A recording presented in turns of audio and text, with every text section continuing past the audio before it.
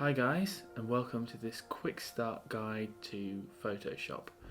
I'm just going to be running through the layout and the main features to get you started using Photoshop. There's a lot to cover, so let's get started.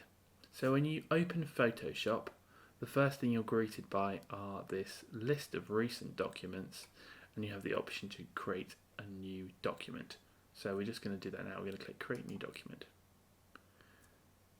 You have the choice now of setting up the size of your document and the resolution. We're not going to worry too much about that now. All of this you can change after you create the document, so don't worry. We're just going to click Create. That creates a new blank document.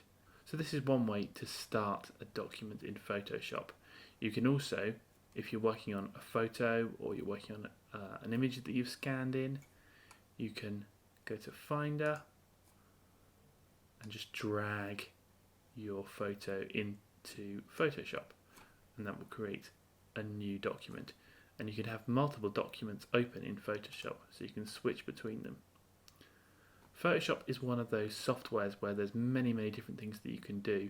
And to give you an idea of the sort of ways that you can work with in Photoshop, if you go to Windows, you can go to Workspaces, and there are different workspaces. So there's a workspace for photography, for painting, for motion, graphic and web. There are many different workspaces based on the sort of things that you want to be doing, and that changes the layout slightly between these different workspaces. So by default it should be set to Essentials probably, which looks like this. So yours may look slightly different depending on what workspace you're in, but by default you'll probably be in Essentials. Let's change it to photography since we're working on a photo.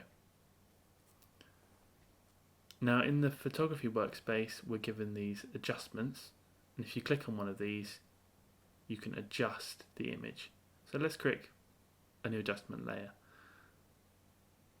So if I hover the mouse over it, you can see it says create a new color balance adjustment layer.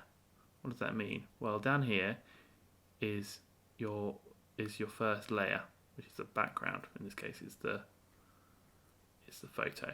So if I create a new layer by creating an adjustment layer, boom, another layer appears. So this layer, this adjustment layer, is working very much like a filter or a lens, like sunglasses sitting on top of your image. So if I change the color, it's like we're looking through a filter. So I can turn this on and off by toggling the little eye button, and I can delete this layer if I want as well, just by deleting it, clicking on the trash box. So Photoshop works on a layer system, and I can create a new blank layer by clicking down here. It creates a new layer. There's nothing on this layer, so it doesn't appear to have changed anything. This grid pattern that will appear often represents transparency. So there's nothing in this image. But if we go to the brush tool, which you can set by clicking B as a shortcut, or clicking in the tool panel here, the brush, we can draw. Up here there's more options for your tool, in this case the brush. We can change the size of the brush, and we can draw. The reason it's very transparent is you can see the opacity or the transparency of the brush is only at 15%, so let's change it to 100%. So I've created this white brush stroke, and when I'm selected on this layer, if I go to the move tool, I can move that layer around, and that isn't affecting the layer underneath the tool. We can do whatever else we want on this layer. We could create a black line. I think this is actually a dark green line. And we can create a new layer, and we can continue working. So we could cut out that horse. But you can get an idea then of how layers work. If I create a text layer by using the text tool, just click on that tool, and I can click anywhere in the canvas, and we can create some text. We can select our text, change the color to white, use the move tool, move it around, double click on it to edit it again.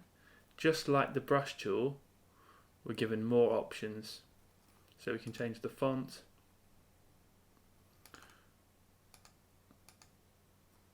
we can change the size.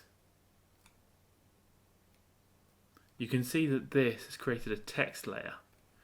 If you want to edit it, for example, use the eraser to rub bits out, we can't do it because it's a text layer. But if you click, it will say, it will ask you if you want to rasterize the type. If you click OK, it's rasterized. Now it's like the other layer, so we can rub it out. Or we could smudge it using the smudge tool. If we're selected on our layer below, we can smudge that. Or we could smudge our image. And once again, you can change the size of the smudge tool. You can change the strength of the smudge tool. If you want to duplicate a layer, you can select the layer you want to duplicate, right click on it and click duplicate. And now you have a copy of that layer. Bear in mind, if you want to edit a layer, for example, let's rub out some of these lines using the eraser tool, you need to be selected on that layer. So if I'm selected on this layer, I'm not going to be rubbing out these lines. I need to be selected on this layer in order to have any effect. By holding down Shift on your keyboard, you can select more than one layer. Let's delete those layers. Let's quickly run through the selection tools, as that's a really important part of Photoshop. So there's multiple ways that you can select parts of your image. I can use the rectangle select tool and just select a part of my image. This panel here I could select, and I could copy that on its own. You can see the new layer has been created. Or I could select using the lasso tool. So say I wanted to copy this horse into this blank document, I could cut it out using the lasso tool, copy. Now you can see this box comes up. It says could not complete the copy command because the selected layer is empty. And you can see that's because I'm on the wrong layer. So make sure you're on the right layer. Copy, paste. You can also use a selection to colour. So you could use the brush tool. You could just fill in just that area, or you could erase, or you could move that about. You can move that section about. There's many different uses for selection in Photoshop. Or I could scale the image. So if you hold down Command T or Control T on Windows, bring up the transform box, and you can use that to scale objects or rotate objects as you want. By default it will scale evenly. If you hold down Shift, you can stretch your selection. To deselect, you actually have to leave the move tool and just click anywhere. Let's go back to our blank document. So we'll just click on this tab and we'll just get rid of the horse. We'll click on the little bin icon. Yes, we want to delete. So what if we wanted to use Photoshop to create a painting or a drawing? Well, let's move to the painting workspace. So we'll just click on Window and we'll go to Painting.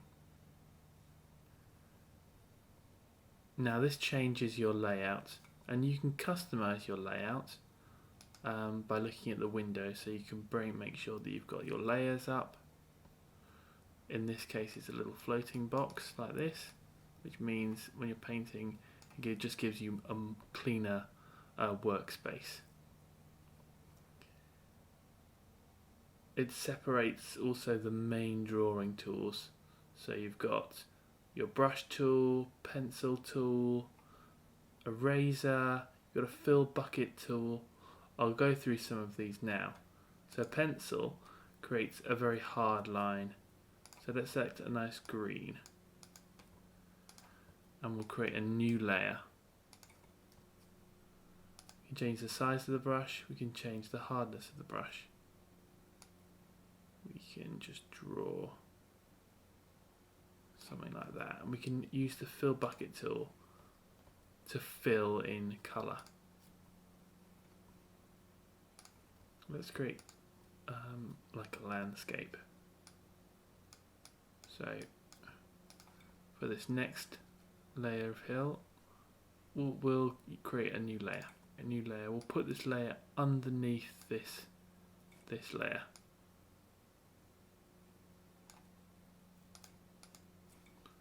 So we've got this layer sitting on top of this other layer. We'll create another layer, this time underneath that layer. We'll create more of a blue colour.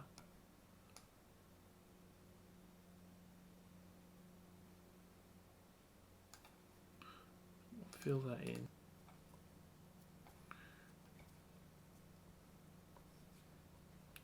Now you can see how we can quickly create artwork using Photoshop.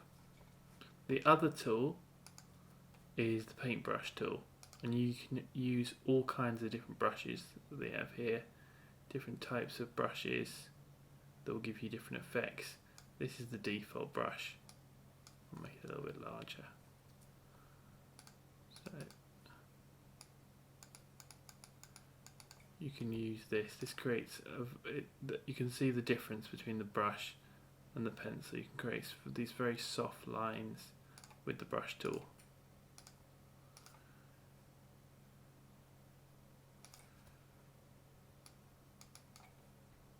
Need to make sure we're on the right layer.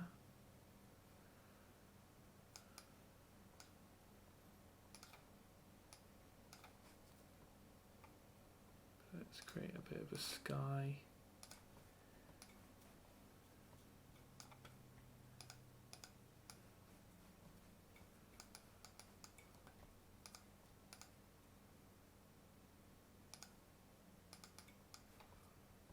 Let's create one more layer on top. You can just see how when you create artwork you can build up these layers, and you can merge these layers together as well. So if I shift select, go to layer, I can merge layers, so it's now just one single layer.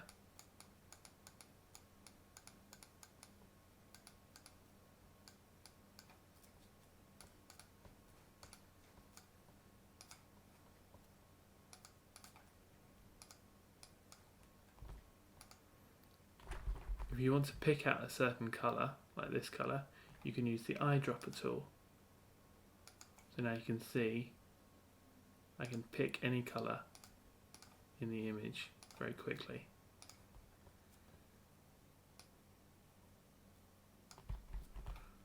You can change the opacity.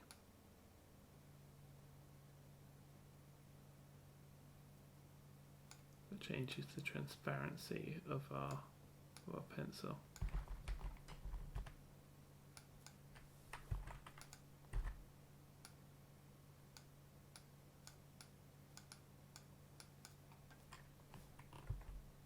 I can hit I on the keyboard to bring the eyedropper tool, and then to go back to the brush I can hit B.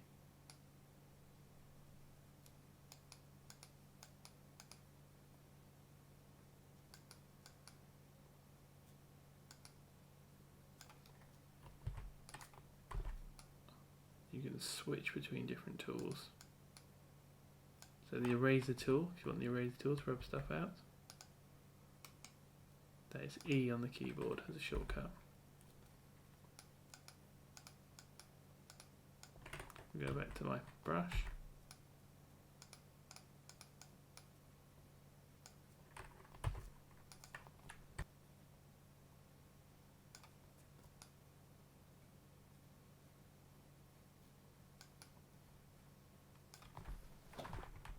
change the size of my brush using the bracket keys as a shortcut.